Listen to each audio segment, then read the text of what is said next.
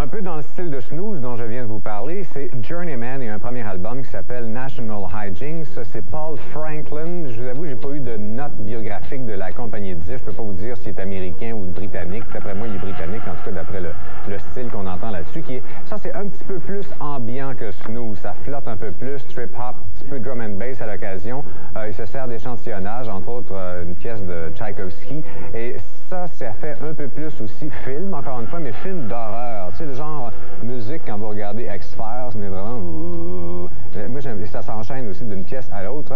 C'est vraiment un voyage, c'est le cas de le dire. Ça s'appelle Journeyman.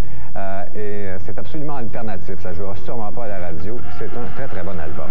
Ensuite, bonhomme qui s'appelle Maze Harlem World. C'est un jeune rappeur qui a à peine 21 ans. Il est né en Floride. Et lui, il a été associé aux carrières de 112, Sean Puffy Combs, Notorious B.I.G., Mariah Carey, Keith Sweat, Busta Rhymes, etc. C'est vraiment beaucoup de monde.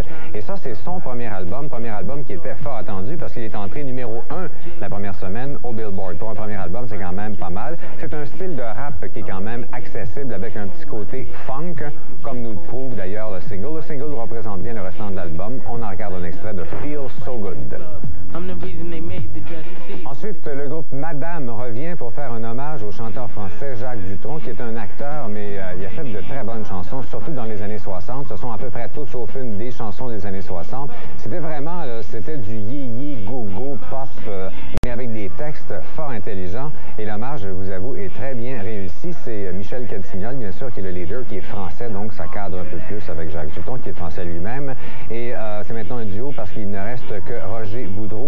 Et l'idée est venue de... Vous avez probablement vu cette annonce de la minivan qui passait à la télévision. Elle passe peut-être encore. Donc, ça a commencé de là. Ils ont décidé de faire l'hommage à Jacques Dutronc au complet, avec une pochette assez flyée ici. Ensuite, Give Them the Booth, ça veut dire donnez-leur un coup de pied là où vous pensez. C'est fait par plusieurs artistes. En fait, c'est en réponse à la recrudescence de popularité de la musique ska qui arrive en Amérique du Nord 20 ans après l'Angleterre. C'est comme le cas du punk. Ça a pris 18 ans avant d'arriver. Alors ça, on appelle maintenant ça du ska-core ou ska-punk. Et si vous aimez ces styles, vous serez probablement intéressé par cette compilation-là. J'ai pas eu beaucoup de détails, encore une fois, de la compagnie de disques. Je ne sais pas si ce sont des chansons inédites ou des vieilles chansons. Je sais que d'après le son, la qualité du son, ça a l'air des vieilles tunes, mais il y en a des très, très bonnes. Puis c'est en majorité des groupes assez peu connus. Je connaissais les noms Rancid, Voodoo Glow Skulls et aussi de Scatalites. Mais c'est intéressant. C'est Give Them the Booth. Et en terminant, il y a Lisa Loeb et son nouvel album qui s'appelle Firecracker. C'est son deuxième disque. Et je ne sais pas si vous connaissez l'expression One Hit Wonder. En fait, pareil, c'est-à-dire c'est un artiste qui a un hit dans sa vie, puis après ça, on n'en entend plus jamais reparler. Ça risque de se passer avec ce disque-là. Il n'y a rien qui a le potentiel de sa très bonne chanson Cité. C'est beaucoup plus folk. C'est pas que c'est mauvais, mais c'est inintéressant, c'est linéaire, sans relief.